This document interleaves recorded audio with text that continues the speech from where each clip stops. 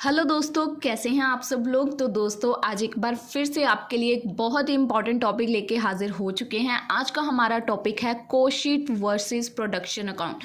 दोस्तों इस क्वेश्चन को एग्जाम में देखा गया है। चैप्टर 2 कोस्ट अकाउंटिंग के जो चैप्टर है थर्ड सेम का, उसमें ये एग्जाम में आया है। हो सकता है ये आपको किसी और क्लास या किसी और कोर्स के अंदर टॉपिक हो, बट आप इसके अंदर ये मटीरियल लिख सकते हो क्योंकि काफ़ी ईजी मैनर में मैंने इसको समझाने की कोशिश की है इस वीडियो में।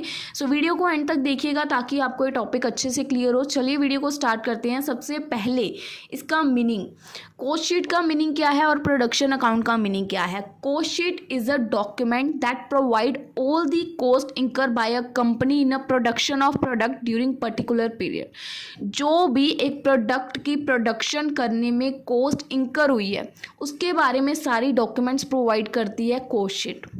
ठीक है, एक गुड को प्रोड्यूस करने में जो भी कॉस्ट इंकर हुई है उसकी सारी डॉक्यूमेंट्स प्रिपेयर करके हमें कॉस्ट शीट बताती है। और प्रोडक्शन अकाउंट क्या करता है, प्रोडक्शन अकाउंट एक टी शेप्ड अकाउंट होता है जिसके अंदर कंबाइंड फीचर्स होते हैं कॉस्ट शीट के और ट्रेडिंग एंड P&L अकाउंट के। इसमें सिर्फ कॉस्ट शीट है, इसमें cost sheet plus trading and P&L account के बारे में भी इंफॉर्मेशन होती है। फर्स्ट मीनिंग का डिफरेंस आई होप क्लियर है। ये सिंपल हमें प्रोडक्ट की प्रोडक्शन के बारे में हमें कॉस्ट शीट प्रिपेयर करके देता है, पर इसके अंदर cost sheet plus trading and P&L account add होते हैं और ये एक टी शेप्ड अकाउंट होता है। सेकेंड, व्हाट इज इट, ये कॉस्ट शीट क्या है, ये एक स्टेटमेंट है। और प्रोडक्शन क्या है, ये एक लेजर अकाउंट है। उसके बाद इसके यूजेस क्या हैं कॉस्ट शीट के, to determine the cost of a single unit of the product. इसके अंदर हम लोग single unit of a product की कॉस्ट को डिटरमाइन कर सकते हैं, उसके प्राइसिंग के अकॉर्डिंग डिसीजन मेकिंग कर सकते हैं, बजटिंग कर सकते हैं और कॉस्ट को कंट्रोल कर सकते हैं। इसके अंदर according to a single unit of product याद रहे, पर इसके अंदर to determine the overall cost of the production. इसके अंदर हम लोग ओवरऑल देखेंगे, इसमें सिंगल यूनिट कर सकते हैं, इसमें सिंगल यूनिट नहीं। Overall cost of production, financial performance analysis हो सकती है, decision making, cost control, P&L analysis सब हो सकता है, बट ओवरऑल कॉस्ट के ऊपर, इसमें सिंगल यूनिट के ऊपर। उसके बाद इसको प्रिपेयर करने में कितना टाइम लगता है या कब इसको प्रिपेयर करते हैं, इसको प्रोडक्शन यानी कि प्रोडक्ट को बनाने से पहले बिफोर प्रिपेयर किया जाता है कॉस्ट शीट को। इसको प्रोडक्ट को बनाने के बाद प्रिपेयर किया जाता है हमारी प्रोडक्शन स्टेटमेंट को। इसका कंपैरिजन कॉस्ट शीट का पॉसिबल है, इसका पॉसिबल नहीं है। इसके बेसिस क्या होते हैं, इसका बेसिस होता है एक्चुअल और एस्टिमेटेड फिगर्स। कॉस्ट शीट का प्रोडक्शन जो है वो सिर्फ एक्चुअल फिगर्स के ऊपर बेस करती है, इसमें हम लोग एस्टिमेट नहीं लगा सकते कुछ भी। इसमें डबल एंट्री स्टेटमेंट, इसमें डबल एंट्री को हम लोग फॉलो नहीं करते, it does not follow the rule of double entry statement, और ये फॉलो करती है डबल एंट्री सिस्टम को।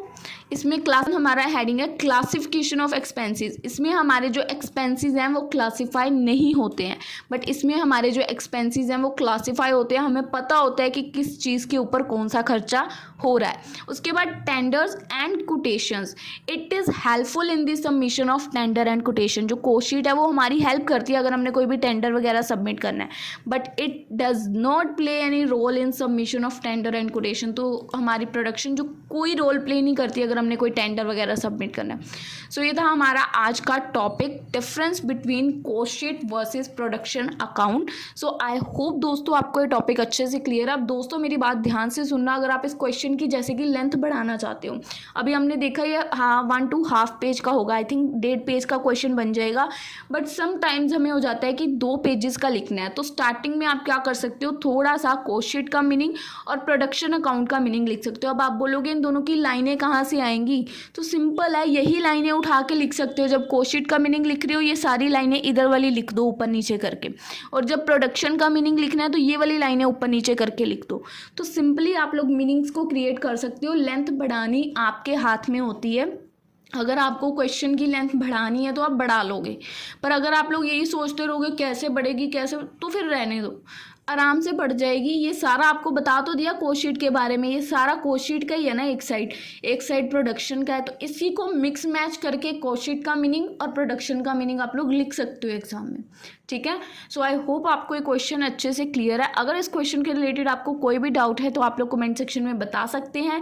अब हम लोग मिलेंगे आपसे अपनी अगली वीडियो में, और इस जो पीडीएफ का लिंक है आपको डिस्क्रिप्शन में मिल जाएगा। इस पीडीएफ के अंदर आपको पूरे चैप्टर 2 के जितने भी क्वेश्चंस हैं सबके नोट्स मिलेंगे, यानी कि जितने भी मैंने टॉपिक्स कवर किए हैं और मैंने कौन कौन से टॉपिक्स कवर किए हैं वो आपको इस नाम की प्लेलिस्ट में पता चल जाएगा, जो आपके वीडियो के एंड में आपको शो होगी। तो उस प्लेलिस्ट के अंदर आपको आइडिया लग जाएगा कि मैंने कौन कौन से टॉपिक इस चैप्टर के अंदर आपको समझाए हैं, ताकि आप उसी अकॉर्डिंग नोट्स को देख सको। सो आई होप आपको वीडियो अच्छी लगी है। मिलेंगे हम लोग आपको अपनी अगली वीडियो में, तब तक के लिए गुड बाय।